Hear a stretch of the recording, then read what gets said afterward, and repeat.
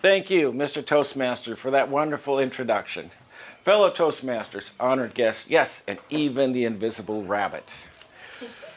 We have to negotiate things day to day in a plethora of different places and different situations. So it's important to know how to negotiate. Now, there are actually 4 kinds of negotiations. There's the win-win negotiation where each side gets what it wants. There's the win-lose. Someone wins and someone is not too happy. There is the lose-lose negotiation where both parties lose. It's not good, not a good scenario. And finally, the 4th scenario is negotiations break down and there is no agreement. And that's a downer too, because obviously the negotiations were in place to accomplish something for both parties. Now, how do we, obviously, the win-win negotiation is the best. The reason why is both parties get something they want and the relationship can continue without hard feelings. So that's what we always strive to do, a win-win negotiation. And how do we do that? If you're the negotiator, first of all, you need to know what you want. What will you be satisfied with coming out of the negotiation? The other thing is, know what the other party wants. You need to know that for it to be a win-win negotiation. And finally, you have to be ready with options. If you run into a roadblock, you need to be flexible in your thinking and offer different options which will satisfy both parties. And the way we do that is, first of all, we break the ice. We use I statements. Therefore, nobody feels bad. It's how I feel, it's how you feel. And finally, you stick to the issue and lead the process to a positive conclusion. And we're going to have a demonstration of that in a real-life demonstration because negotiations for quarterbacks have just finished this week. Several quarterbacks are changing teams. The Green Bay Packers have a finance officer named Russ Ball. He doesn't want Aaron Rodgers to leave the team, even though he has 2 years left on his present contract. The team would like to have Aaron Rodgers around for quite some time. So Aaron Rodgers, would you come on up here?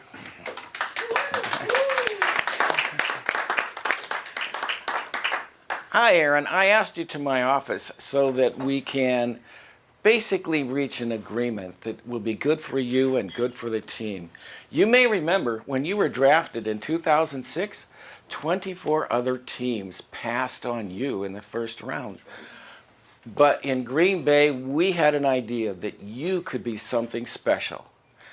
And even though we had a Hall of Fame quarterback at the time named Brett Favre and didn't need you right away, you got the great coaching you needed from Mike McCarthy. And when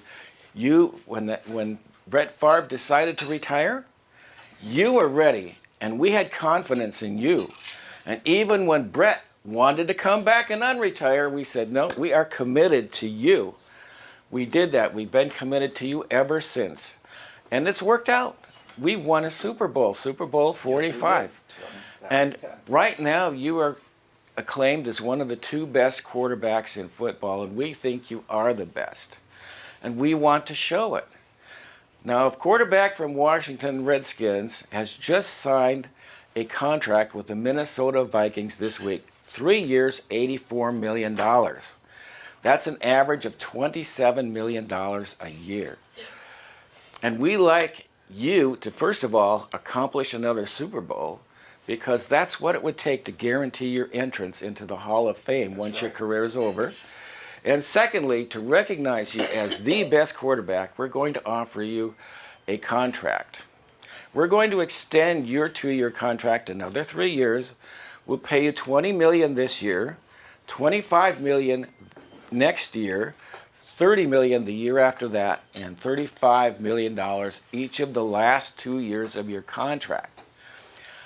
And not only that, we're willing to give you a $10 million bonus up front for signing that contract.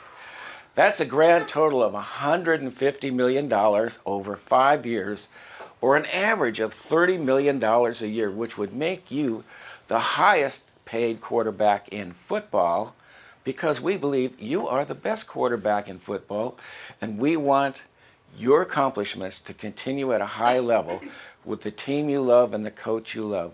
What do you say? I'm saying I'm going to be taking Green Bay Packers to the next Super Bowl. Yes, I say yes to that. Oh, that was an easy negotiation. $5 million? I'm not going to turn that down. $150 million for 5 years. All right, that's great. Now, here's one of the benefits of that. Suppose the worst case happens. Suppose you get in the first game this season, you get injured, and you can't go back to football. You get your $20 million salary and the $10 million bonus. You'd still be the highest paid quarterback in football. So thank you very much, Aaron Rodgers, for committing to the Green Bay Packers. We're going to the Super Bowl. All right. Do we have any questions about the negotiating process? Yes. Chris. Which method was that? Which method was that? Basically, we followed through. First of all, I emphasized I broke the ice by going through the history of the commitment of the team to him. So you see in this contract, I was asking for a commitment for him, a continuing commitment to the team. Okay? And it was great that he took the offer right off the bat, because if he had wanted something more, I did have an option ready. I could have offered him some guaranteed money, but it worked out well. If I'm Russ Ball, I'm loving it. It's a pretty tough process. Now, you may not be aware of this. I'm sure you are, but it may be in the back of your mind. And this is not facetious. We have an ongoing process that will affect each of you in the months to come. And that is the negotiation between our president, Trump, and the North Koreans. He seems like he's getting ready for it. He changed his Secretary of State, and I believe that's because he wanted someone who knows the details, someone from the CIA, because it's been said the devil is in the details. So he doesn't want any facetious negotiations, but the result of those negotiations will have worldwide implications. So that's something to follow, and that's also, the lessons are there for you to use in your own life, in the workplace, whenever you buy something, especially something expensive like a computer, and also in your relationships with others, even with your spouse or your children. So that concludes it. Negotiation is a part of life. Don, you were about to raise your hand. Yes. That seemed like an offer he couldn't refuse. But as a business person, shouldn't you make an offer that he might refuse, but he also might take, but at a lower value? Why would you give the premium package as you're going in position? Well, I don't know if you're following the Green Bay Packers at all, but they have had a long history together, and the point is they have already started negotiations and they suspended them. The reason why they suspended them is they were waiting to see what Kirk Cousins was going to get from the Minnesota Vikings. Right. And whatever he got, Aaron Rodgers was going to want more. That's just the bottom line. So it's one of those things where if you are on the team management and you want to retain your star quarterback, basically you have to give him something more, but you have to structure it in such a way that you'll be able to acquire other good players and pay them, because it's still a team game, even though the quarterback is the most important player on the team. So that's what's been done, and the Packers have already released one of their wide receivers in order to get salary cap space. In the NFL, there's a minimum salary they have to pay to their players, and there's what's called a salary cap, or maximum total of salaries they pay their players by rule. Any other questions? Yes, Howard. What happens if Rodgers is, these guys make so many millions, doesn't matter. They want to be the top earner. It's a prestige thing. Wonder if he gave you resistance. What was your clause for? If you gave, basically I told you I had an option ready to give him that. We could have guaranteed some money, Now, the thing to understand in the NFL, when you read the papers or hear it on TV, it's fabulous amounts of monies for a certain number of years. But in the NFL, you don't sign a 3-year contract or a 5-year contract. It's a series of 1-year contracts, so that at the end of any year, the team can drop you and not have to pay that money. So a lot of elite players will ask for some guaranteed money, so that even if they're dropped before the series of contracts is up, they will still walk away with some money. So if there were no agreement, then we do what the Minnesota Vikings have done. They had 3 starting quarterbacks on their team. Case Keenum is now negotiating with the Denver Broncos. You have Sam Bradford now talking to the Cardinals, the Arizona Cardinals, so you may recognize that name in the near future. And the third quarterback hasn't been heard from yet, but he's considered starting quality and may be going to another team. Yes? And were those true figures that you were giving us?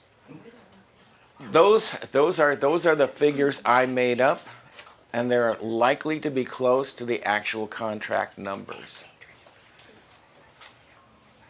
Yes, Aaron Rodgers. Yes. As Aaron Rodgers, my perspective was to get into the Hall of Fame. So I'm trying to extend my contract the maximum amount of time.